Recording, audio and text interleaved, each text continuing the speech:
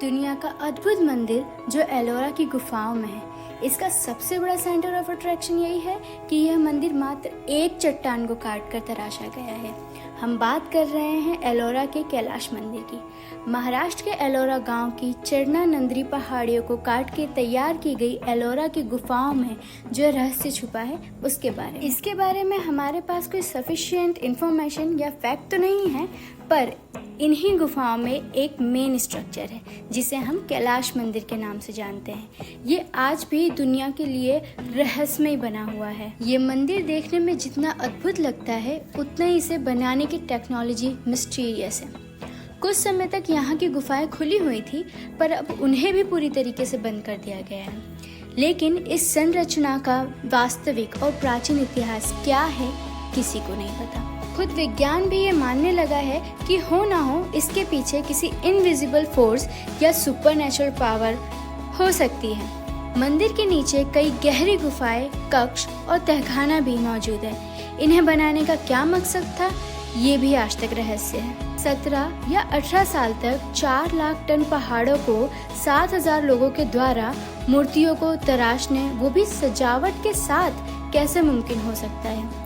अगर 7,000 लोग 12 घंटे बिना रुके काम करते हैं, तब भी वे 17 या 18 साल में केवल 85,000 टन पत्थरों को ही काट सकते हैं। हिस्टोरिकल रिकॉर्ड के मुताबिक एलोरा के कैलाश मंदिर का निर्माण राष्ट्रकूट वंश के राजा कृष्ण प्रथम ने सन 756 से 773 के दौरान करवाया था। मंदिर का निर्माण क्यों हुआ, इसको लेकर एक मान्यता है। एक बार राजा गंभीर रूप से बीमार हो गए थे।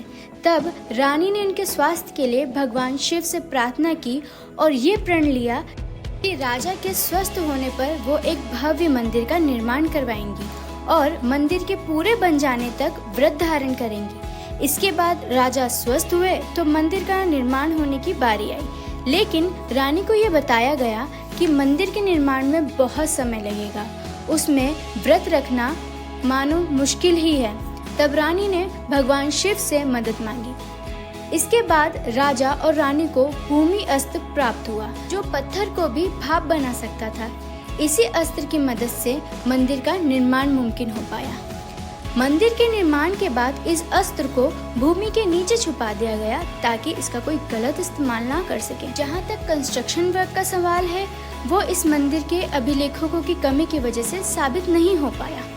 एक अभिलेख जो आज इतना खराब हो चुका है जिसे पढ़ पाना मुश्किल ही नहीं बल्कि इसे पढ़ा ही नहीं जा सकता, क्योंकि इसमें जो शब्द हैं या अक्षर है वो किसी भी लिपि से नहीं मिलते। इस मंदिर को बनाना ऊपर से शुरू किया गया था जो कि जमीन पे जाके खत्म हुआ।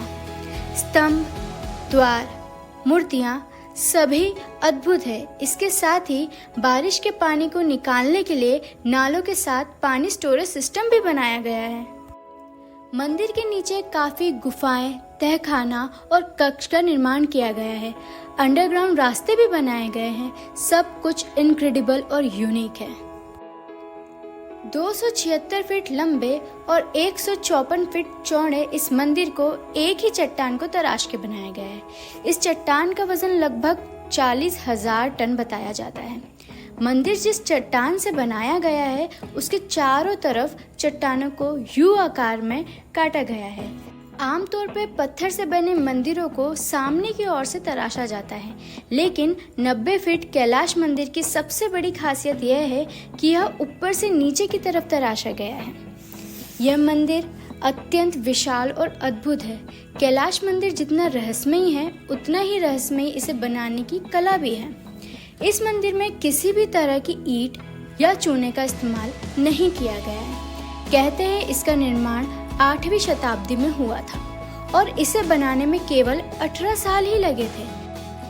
जबकि आर्कियोलॉजिस्ट की माने तो 4 लाख टन पत्थरों को काट कर किए गए इस मंदिर का निर्माण इतने कम समय में संभव ही नहीं है।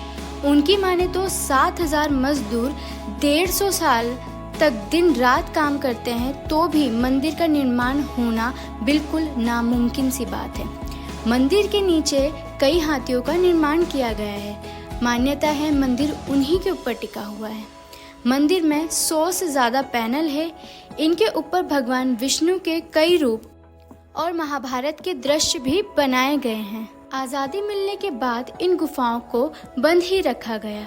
आर्कियोलॉजिस्ट का मानना है कि इन गुफाओं के आगे दूसरी दुनिया भी हो सकती है, जहाँ से ये रेडियो एक्टिव किरणें आती है, क्योंकि ये किरणें किसी एक सोर्स से ही आती है। ऐसा माना जाता है कि यह किरणों का कारण वह भूमि अस्त्र है और मंदिर के निर्माण में इस्तेमाल किए गए इक्विपमेंट्स हैं, जो मंदिर के नीचे छुपा दिए गए थे। यह मंदिर भगवान शिव जी को समर्पित है, लेकिन यहाँ कोई भी पंडित नहीं है और ना ही यहाँ किसी पूजा की जानकारी मिलती है। Thanks for watching, follow for more.